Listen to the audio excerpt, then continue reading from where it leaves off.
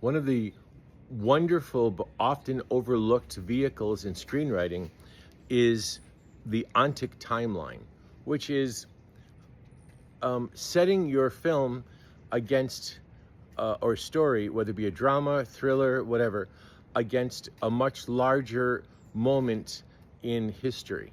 Probably the most famous example of that, of course, is Die Hard, which was set during Christmas.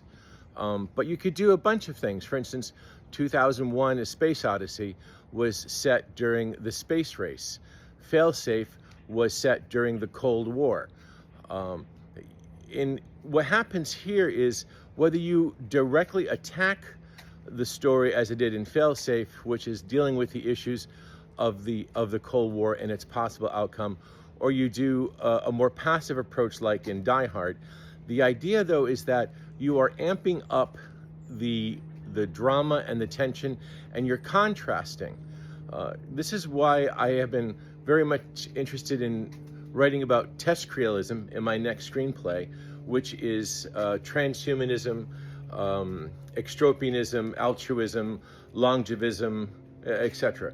And if you don't know what test creal is, TESCREAL, I highly recommend that you read up on it because it is the oncoming apocalypse.